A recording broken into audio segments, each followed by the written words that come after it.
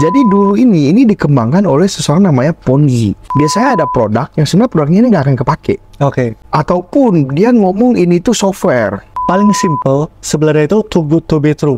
Betul. Contoh nih, gue cuma naruh 1 juta, tiap bulan Hartono kasih saya 200.000, tapi 3 bulan kemudian saya bisa narik nih modal 1 juta. Maksudnya kalau kayak gitu kenapa gue gak masukin 100 juta aja? Nah biasanya tuh orang mulai tergiur seperti itu. Awalnya coba-coba dulu. Betul.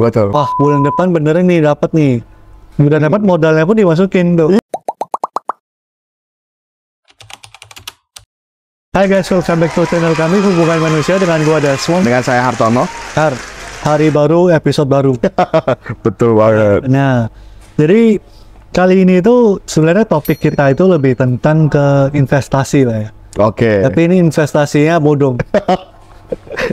Ya, realitas sama ekspektasinya ini bisa beda. Betul. Nah, buat yang pemain mungkin seneng nih dapat peluang kayak gini. Tapi kalau buat orang yang nggak ngerti, sebenarnya ini kasihan banget nih. Betul. Maksudnya kita punya lah kenalan orang yang benar-benar menganggap ini tuh sebuah investasi yang begitu menggiurkan. Betul. Sebuah peluang, tapi ternyata kena tipu gitu. Bener banget. Nah, jadi topik kita itu tentang sisi gelap money game. Bener. Oke. Nah, jadi pertama lah kita langsung bahas dulu aja. Money game itu apa sih? Mungkin yang nonton nih banyak nggak ngerti gitu loh. Kayak gue ketemu ada temen gue beberapa, mereka itu waktu masukin uang, mereka itu benar-benar nggak ngerti itu tuh ternyata money game. Oke. Nah, gimana?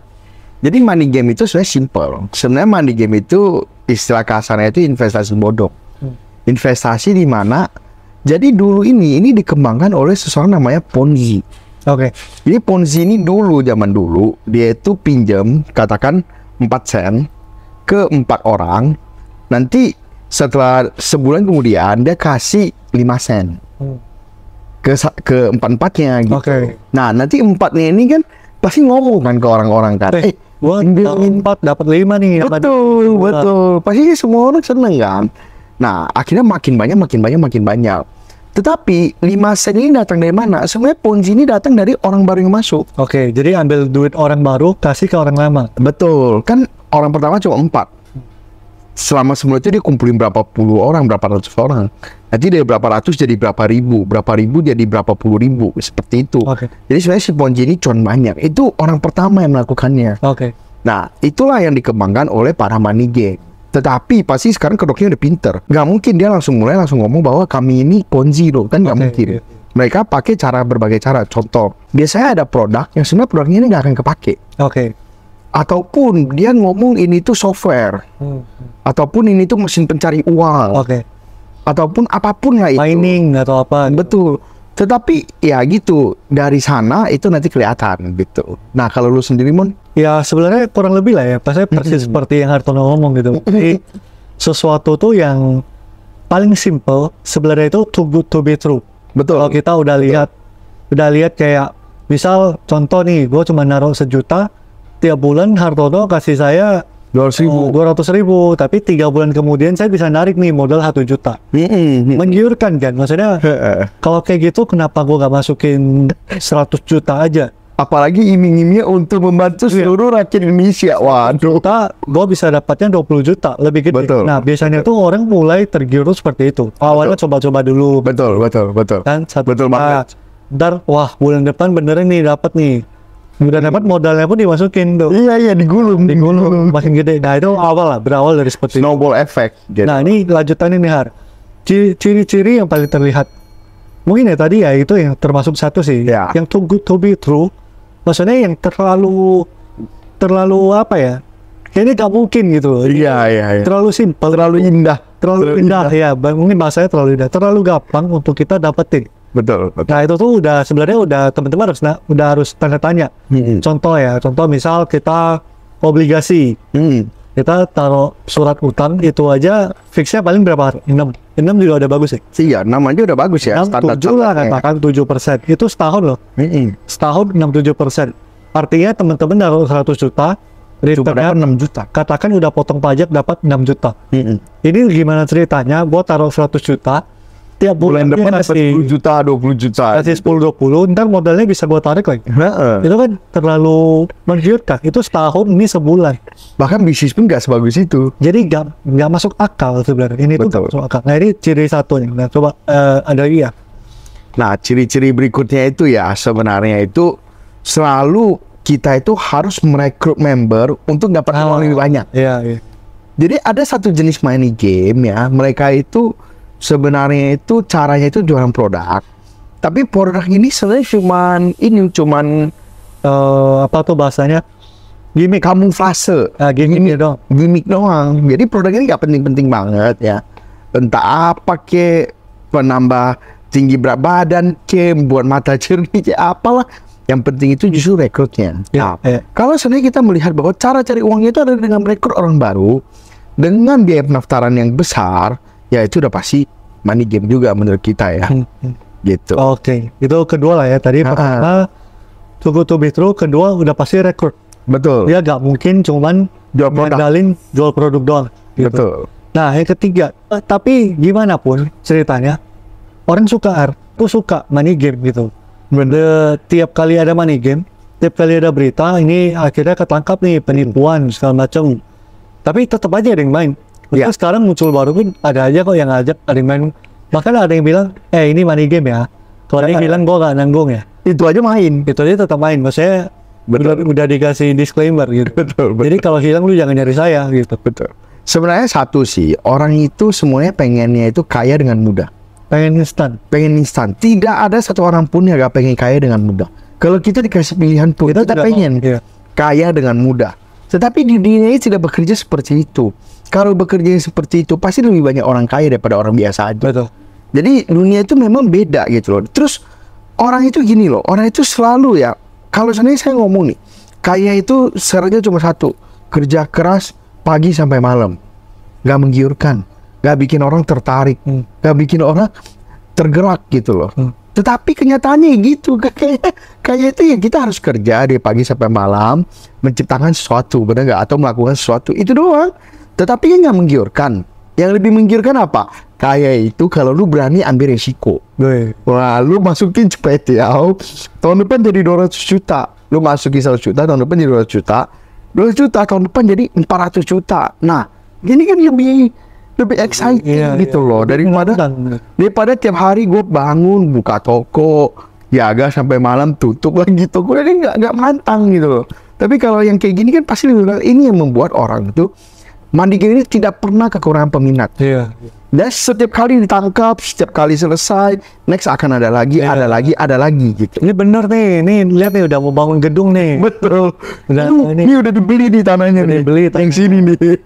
Maksudnya waktu itu yang kejadian yang nggak terlalu lama lalu, yang robot-robot itu, gua ketemu banyak banget temen gua yang main. Bahkan maksudnya ada yang dia bener-bener nggak ngerti. Betul. Ini tuh dia bener-bener nganggap ini tuh investasi. Betul. Jadi dia nggak tahu ini tuh ternyata money game. Betul. Itu satu. Tapi ada juga ini dari background yang bagus pun enggak sih, ini gak nipu sih, dia bilang. Betul. Ini lihat nih udah mau bangun gedung apa. Maksudnya dari profil yang biasa aja sampai yang high pun masih ada yang percaya sih. Betul. Jadi ya memang apa ya? Ya memang permainan yang menarik sih, menggiurkan sih. Kita juga pengen sebenarnya. Bukannya, dan pastinya mereka pintar meyakinkan kita. Iya. Mereka akan bikin seminar, akan bikin ini. Dan kita itu kadang gini loh, kita itu gampang crowd control. Crowd control itu gini loh. Crowd control itu lebih gampang menggerakkan orang pas di keramaian. Iya. Contoh ya, kalau seandainya nih saya jualan kasur gitu seandainya. Saya bilang, saya jual kasur ini dari 30 juta cuma 5 juta. Khusus hari ini 5 juta. Siapa yang berani? Cuma yang di sini yang berani. Awalnya kita nggak tergerak, tapi tiba-tiba ada satu yang berani. Mungkin satu dibayar maju. Betul, itu semua dibayar. 3, 5, 10 yang berani, 20 yang berani. Pasti yang lain langsung maju gitu, langsung sikat gitu. Itu crowd control. Iya. Itu tadi ketiga lah ya. Nah, sekarang pertanyaan terakhir. Di balik itu sebenarnya banyak banget efek yang kita lihat sih. Betul. Maksudnya dari teman kita, lalu juga ya kenalan-kenalan kita lah ya. Kita melihat maksudnya setelah mereka kena kejadian itu, efeknya ini nih maksudnya kita nggak ngerti lagi sih secara apa ya, perasaan bersalah yang mungkin orang yang ngajak yang nggak ngerti itu ke keluarganya itu seperti apa sih? Betul. Nah, sisi gelapnya ini menurut lu apa? Jadi ini saya cerita ya. Pertama money game pertama saya itu yaitu money game pulsa. Namanya Flexter dulu. Wah, itu zaman yang udah dari SMA gitu loh. Ya katakan semacam MLM semi money game lah ya. Waktu itu saya ikut, teman-teman pada ikut semua. Itu zaman SMA. Jadi waktu kita fitness apa gitu kan, semua orang ikut gitu.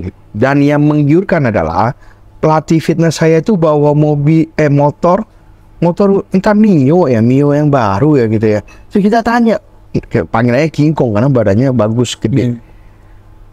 King Kong, gila lu bawa motor baru. Flexter coy, gitu. Semua orang tergiur, langsung saya masuk 1 paket. Teman saya ada yang masuk 7 paket, banyak lah. Nah waktu itu tentu sebagai anak muda kita semakan dong buat tawarin orang, bener gak? Karena melihat sebuah peluang bisnis yang mudah bisa dijalankan. Pas itu menghilang, ternyata kita baru sadar. Tanpa kita sadari, kita itu mengajak orang masuk ke lubang yang sama. Teman-teman apa segala macam. Itu waktu itu saya pertama kali kenal namanya money game. Sejak itu saya bersumpah saya nggak mau lagi ke money game. Nah sekarang saya juga lihat teman-teman saya ada juga beberapa ya masuk pasti ngajak saudara-saudara, ngajak teman-teman tanpa tahu itu money game loh. Tahunnya itu investasi yang terdaftar di itu apa segala macam gitu kan. Jadi kita nggak sadar terus tiba-tiba hilang. Apa perasaannya? Maksudnya ngomong ke saudaranya gimana? Ngomong ke Cece, Kokonya gimana semua? Maksudnya ya gimana gitu loh. Apalagi kalau yang misal tabungannya dia masukin semua. Dan mungkin kerja sampai usia 30-an, 40-an. Dan yang punya segini nih. Jadi masukin semua gitu. Bener banget, money game itu gini. Lu gak tahu bukan berarti lu aman. Lu gak tahu, lu lebih parah. Ini istilahnya bola panas. Kalau lu gak tahu itu panas, lu pegang lu kan gak lepas. Makin hancur kan tangan lu kan, makin kebakar. Sama, makin lu gak tahu, makin lu tawarin semua orang. Bahkan seluruh harta lu, seluruh apa lu masuk. Nah ini efeknya itu lebih parah lagi. Jadi mengerikan lah. Mengerikan. Jadi ini sisi gelapnya, maksudnya kita melihat loh. Dari pengalaman orang dekat, teman, keluarga itu ada yang ya beneran masukin duit semuanya gitu loh, tabungan. Dan mereka tanpa tahu gitu. Belum lagi kalau mereka ngajak orang, ada yang mungkin orangnya memang baik gitu loh. Akhirnya dia minta ganti rugi apa, dia ngerasa tanggung jawab. Harus ganti. Ya, juga gantiin apa. Jadi wah gila itu sih. Hancur-hancuran lah. Jadi benar-benar ya ini efeknya itu separah itu. Betul. Jadi kalau bisa sebisa mungkin ya jangan main. Kalau main pun ya kalian harus ngerti permainannya. Ya itu jadi kalian udah siap dengan konsekuensi. Betul. Ya itulah ya, kurang lebih ya. Ya kira-kira money game. Nah jadi teman-teman menurut kalian gimana? Maksudnya kalian juga pernah ngerasain pemain juga kan? jadi investor besar ya.